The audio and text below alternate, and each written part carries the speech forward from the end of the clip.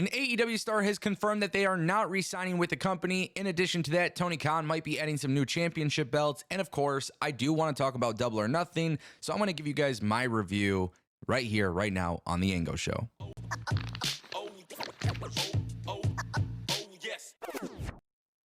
All right, guys, obviously I didn't do a Double or Nothing live review, but that is also because I didn't watch AEW Double or Nothing live. It's the holiday weekend, had some other commitments, but I still want to talk about this because at the end of the day, it is important that I tell you guys what I feel in regards to this pay-per-view. And I thought King and Queen of the Ring was a great pay-per-view, and quite frankly, I thought Double or Nothing was a great pay-per-view as well. There is just one little problem that I have, and it's really the common trend that I have with pretty much every AEW pay-per-view, and I understand that some people might see this as me being a little bit more critical, but the reality is I just love shorter pay-per-views. I just felt like Double or Nothing was too long. Now, in terms of booking on this pay-per-view, there was a lot of things that I genuinely loved. Like, for one, I really loved Malachi Black versus Adam Copeland. A lot of people seem to have hate the idea of Gangrel showing up, but at the same time, it makes a lot of sense. This was something that Adam Copeland wanted to do in WWE at WrestleMania, and they didn't allow that to happen. So, of course, now he had that opportunity, and it justifies the reason why Malachi Black doesn't walk out as champion. So, for that reason, I appreciate it. It was just a freaking great moment.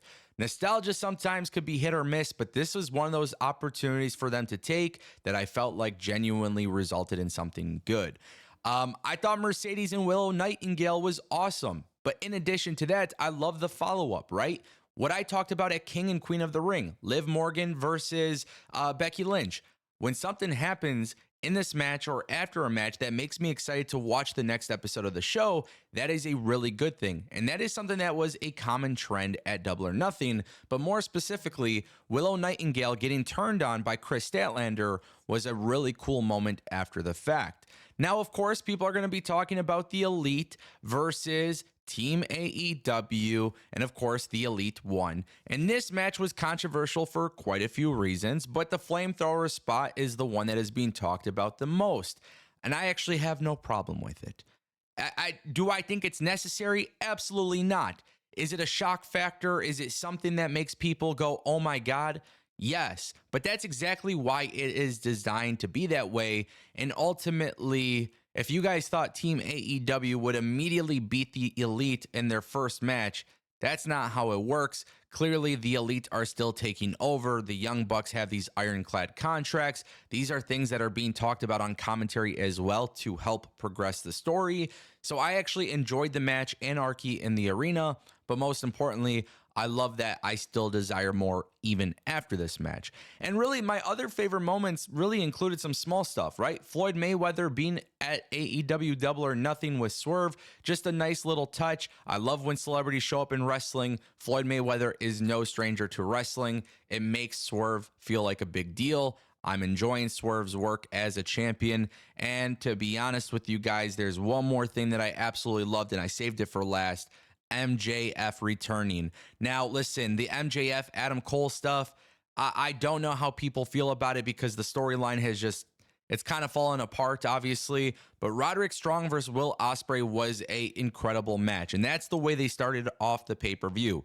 So after the fact, when you have Adam Cole and MJF, and you are talking about something that just feels massive. The response to MJF was huge. Now, obviously, there was a lot of other stuff with Tony Storm and Mariah May, the throwing in the towel spot type of stuff. Like, it's all relatively good booking, but the problem is when there's just so much happening on the show, I don't feel like a lot of it gets to breathe.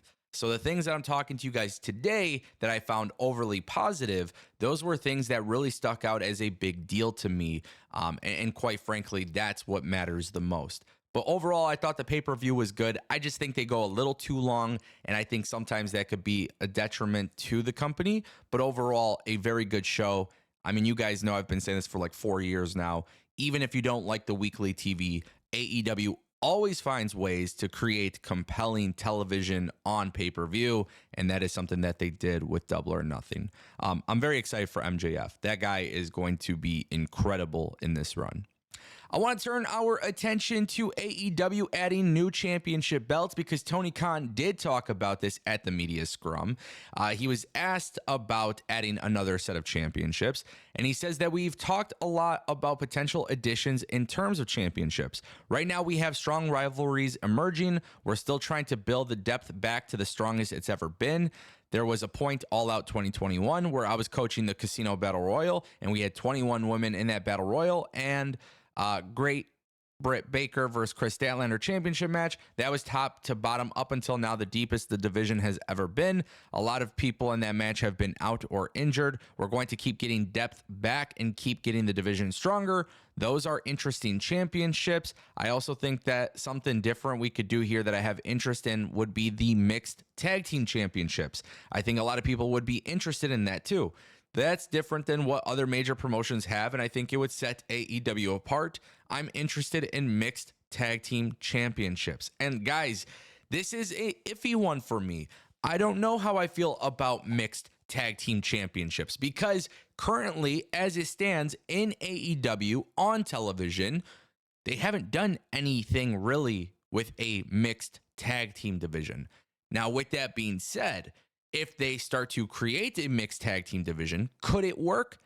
I'm going to say 50-50. I'm going to say 50-50 because I do feel like there are other championships in AEW right now that just simply need a little more love. And until all of those divisions and those belts get love, I don't know if this is a solution. However, what I will say is this. If you are going to add a mixed tag team division and you are going to add mixed tag team championship belts, I think it is very important that AEW starts to establish more mixed tag matches right now before they do it, because I think it will be very hard for people to get excited about something if they're not really getting a taste of it beforehand. Now, obviously, you're going to see couples, real life couples, be part of this tag division, right? And it can make a lot of sense. Sammy Guevara, Ty Conti, or Ty Mello, right? Like, that when she comes back, they could be in this division. Ruby Soho, right? Like when you look at Ruby Soho and now her husband, Angelo Parker, like they could be part of this division. Obviously, she's pregnant with a baby and that's not going to be happening relatively soon. But my point that I'm making is like there are opportunities to build out this division. And obviously in kayfabe, they can make it work. It just depends how you go about it. Is it necessary? No. Is it true that it sets them apart? Absolutely. And if that's something that Tony Khan is doing, even if I don't like the idea 100%, I would at least appreciate them trying to differentiate themselves from WWE, from TNA, and from all these other companies. And with that being said, guys, I'm not going to spend too much time on this, but Mark Henry is leaving the company. He confirmed his decision not to re-sign at Busted Open Radio, or on Busted Open Radio, I should say. He's made it very clear that he has other things that he wants to do for personal projects. And he also says he is not done wrestling, or he's not done with professional wrestling. But he did make the decision to leave on a positive note. He said very good things about AEW. And my quick 2 cents is this. I think Mark Henry is fantastic. I always think Mark Henry is fantastic. But if it's not working out, it's not working out. Does that mean he comes back to wrestling and wrestles? Does that mean he goes to WWE? I don't know. But ladies and gentlemen, that right there is the Ango Show.